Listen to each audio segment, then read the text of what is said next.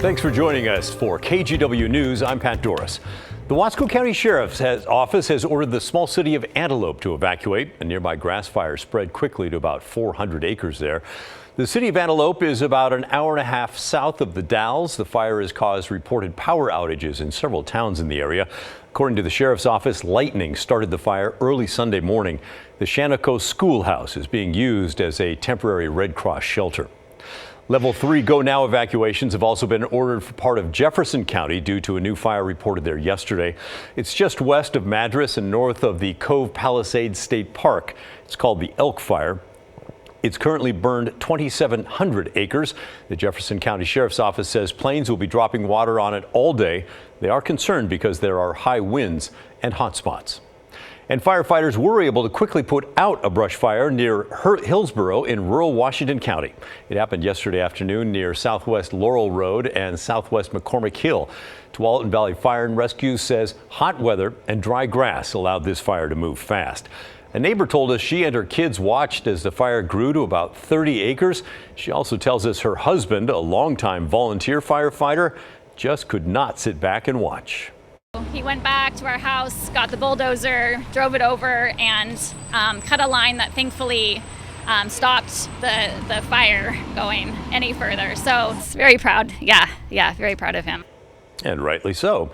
She says the fire burned 3 hazelnut trees. Officials tell us the blaze was most likely sparked by farming equipment. Let's turn now to weather and Rod Hill. It's gorgeous outside right now, but last night I know there was a bit of stormy weather near Sandy and other areas. We had a good light show, and coming up in just a moment, I'm going to take you hour by hour. This is after 1 o'clock last night around Welch's. You can see all the strikes, and I'll get back to that. But we do have video last night shot from the Columbia River Gorge, and you can see the light show. There were storms, look at that, right over Hood River, and also storms that moved, looked like right over the Corbett area. So from that, let's go back to radar. And again, at 1:41, look at all the lightning in that Welch's rhododendron area. And then I'm going to just play this through. There's a lightning storm near Sandy. You see a heavy rain cells that just missed Troutdale off to the east side. This is 4 o'clock this morning. More lightning in the Sandy, more heavy rain in the extreme western gorge just outside of Troutdale. Now, all of that lightning activity has now moved up into Washington, and for the most part, it has faded away. Sorry, I got loaded a graphic on the machine there. But what I wanted to point out was that we had the storm activity last night because of this upper level high that's over Salt Lake City. And on the outer periphery of this storm, on the back side, is where these storms fired. The weather modeling didn't really pick it up. Weather modeling is not showing anything for later today or tonight, but this remains in place, and there's a new low disturbance that's going to swing in off the Pacific. So I'm just telling you, it's at least possible that at some point this evening or overnight tonight, we have another round of storms using the Cascades to fire up and move south to north. And maybe some of that action again clips the gorge, and some of that action again clips parts of eastern Multnomah County and Clackamas counties and Clark counties. Right now, the story is we're all dry. You saw the sun in Cannon Beach. There's the sunshine over downtown Portland. We're at 73. It's been a mighty comfortable morning. Our hour by hour takes you through the afternoon. 81 at 2 o'clock, mid 80s at 4 o'clock. 86 at 5. It does appear that we will stay under 90 this afternoon, so no complaints there. The forecast does heat up, and we'll have that 7-day for you coming in just a bit. Pat? All right, thank you, Rod. Looking forward to that. Back to the news. An elm tree that is more than 150 years old in downtown Portland is coming down today. The tree has been at Southwest 10th and Jefferson near the Portland Art Museum since 1870. But it was badly damaged during January's ice storm, and the city says it's now a safety hazard, and so they started taking it down this morning. We were developing a plan to try to retain the tree, but unfortunately 2 weeks ago it lost another major limb, which indicates the tree is not able to revive itself from the loss. A little piece of history going away. Portland Parks and Rec will be planting a new tree next year. That's required under Portland's tree code. The city is recommending something other than an elm tree, which is susceptible to disease. Portland police are investigating an armed robbery that left the suspect with a gunshot wound. It happened just before 6 o'clock last night at a tobacco shop off Southeast 49th and Hawthorne. The suspect is expected to survive. No one else was hurt. 2 people died in water-related incidents in our area over the weekend. 1 man died after a wakeboarding incident on the Columbia River. The Multnomah County Sheriff's Office says just after 11 yesterday morning, a rope connected to the 72-year-old's wakeboard got caught in a boat's propeller. Now, it's unclear if the man drowned or was killed by the propeller, but either way, it's awful. The group he was with called 911 and pulled him out of the water, but he died before first responders arrived. So it's not uncommon for a tow rope to get caught in the propeller of a boat. That does happen. It doesn't normally end this way. We encourage people just to make the best decisions they can to recreate safely when they're doing tow sports. Try to have somebody who's experienced with you on the boat so that they can help you, avoid situations. A medical examiner will determine the cause of death. Elsewhere, emergency responders recovered the body of a 32-year-old man who drowned in Hague Lake Saturday. At around 7, witnesses told Washington County deputies they saw a man jump off the fishing pier there and eventually go under after struggling to swim. After a 2-hour search, crews pulled the man's body out of the water. Moving now to transportation. The Oregon Department of Transportation continues to deal with a budget shortfall that it sees coming in 2 years. ODOT warns that it needs to close a gap of about $350 million in its next 2-year budget, which starts in 2025. Leaders say without new funding, they might need to cut nearly 20% of the workforce, which equals about 1,000 current jobs. It's really bad. It would mean less pothole fixing. It would mean if you get in a crash that there probably won't be a responder for as long. It would mean slower DMV service. It would mean vegetation crowding the roads. Lots of problems there. ODOT will submit a proposed budget to the governor later this month, who will then submit her own proposal to the legislature. Lawmakers will make the final call on the budget sometime next spring. While you watch your favorite athletes go for the gold during the Olympics, and who's not watching that? Come on. Keep in mind that all the time, distance and height is achieved by balancing the same forces each of us experience every day. We're talking about gravity, inertia, wind resistance. Chris McGinnis talked to a physics professor at Linfield University to get a lesson on the forces at work in discus.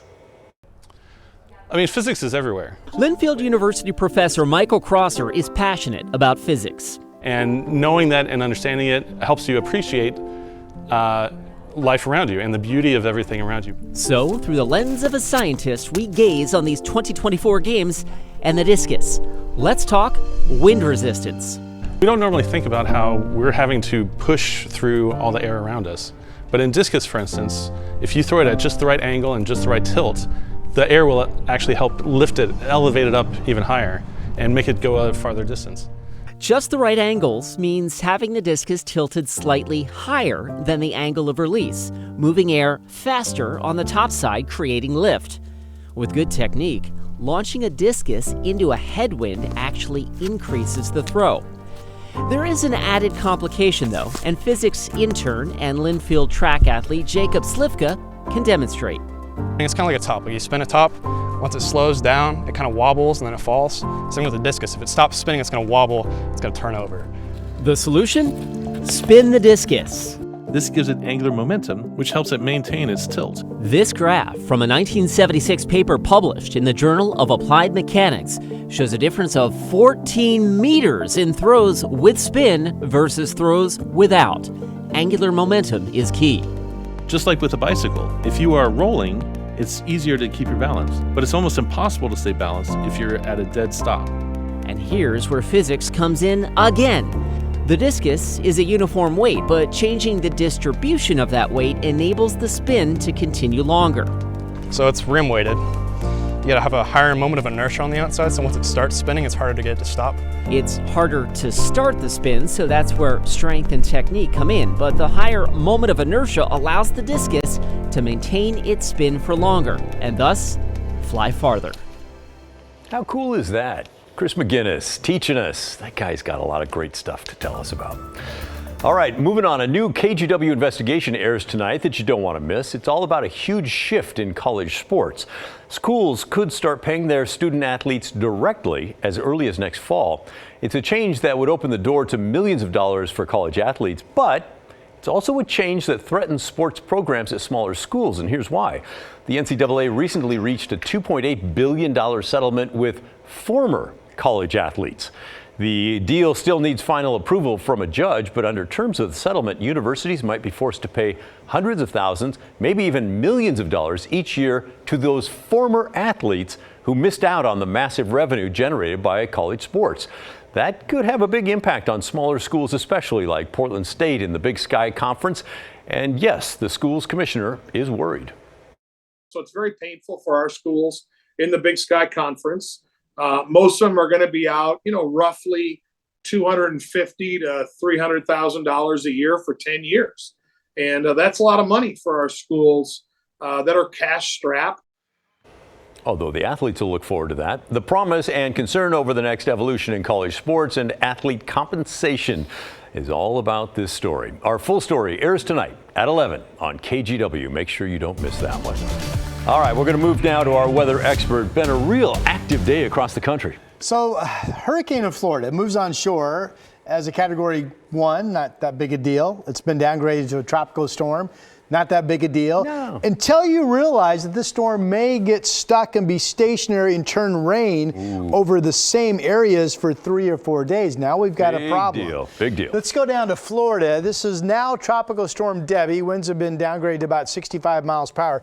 You can see the spinning of the storm kind of straddling northern Florida and the Georgia border right there. The problem is this storm is going to meander around Georgia and South Carolina perhaps tonight, tomorrow, Wednesday, Thursday, into Friday. And some of the discussion from the Hurricane Center spits out rain amounts of 30 inches. Now, if that's the case, this would become one of the biggest rainmakers since the hurricane some years back that did the devastating flooding down in Texas. The rain amounts were far greater, but we don't see discussions from the Hurricane Center put out 30-inch rain amounts very often. And so we'll be watching that. Our friends down in Georgia and South Carolina could be in for a rough haul. Let's come back locally, and the only watch warnings we have on the weather map in gray, air quality alerts. And this map is somewhat improved from earlier this morning, kind of checkerboarded across mainly the southern half of Oregon. The red color indicates high fire danger due to the current weather of low humidity and rising temperatures, mainly over in Idaho, but also up in parts of Washington. Here's our latest smoke model from our Futurecast, and it shows some hefty smoke plumes mainly near but south of Bend. A lot of these coming off of fires in the southern Oregon Cascades, and some separate wildfire smoke plumes out around Burns. So still some areas with unhealthy air expected today. Last 3 hours of radar shows storms pretty much fizzling up in Washington, some active weather over in Idaho, and you can see new players now coming up into eastern Oregon, where thunderstorms will be a continued growing threat for you this afternoon and this evening. And I still think, as I mentioned earlier in the show, it's possible that we get another round of storms along the Cascades. It might not be until later tonight into tomorrow morning. Just a chance that it happens, but it could. And as we talked earlier, some of you had a pretty good light show last night. Here is the blue sky over the Reserve Vineyards and Golf Club out in Aloha. Some folks playing golf and enjoying what is a very, very comfortable day. We're bragging. Look at us. 74 degrees out there. That's pretty much a deep blue sky across the area right now. Here's some golfers enjoying a good day out at Camas Meadows on the east side as well. Not much of a breeze out there expected the remainder of the day. It's only 66 in Kelso, where you folks had morning cloud cover. Breaking up now, the same as we're seeing along the coast, where it's in the 60s as well. Salem's up to 78. Everybody's trending quite a bit cooler than 24 hours ago.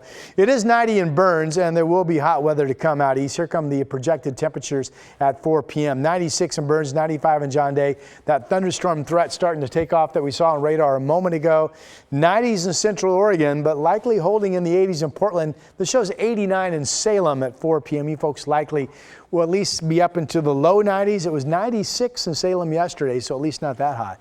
For Portland, 88 today, 85 tomorrow, not bad. And then we jump it back up to 90 on Wednesday, 94 on Thursday, and then eventually we cool back down to 87 on Sunday. If you haven't heard, Pat, the outlooks for August, above normal temperatures, yes, but not as hot as July was, so good news there. Okay, well, we'll take it. Thank you, Ron. Today kicks off our week of giving for our KGW school supply drive. All the money and supplies donated will go to schoolhouse supplies.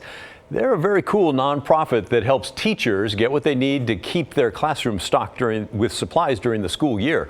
All the good work comes out of this 9,000 square foot building in Northeast Portland, home to Free Store for Teachers, where teachers at qualifying schools can get school supplies at no cost, which is a very good price. The executive director of Schoolhouse Supplies says the Free Store for Teachers has expanded now to include 6 districts.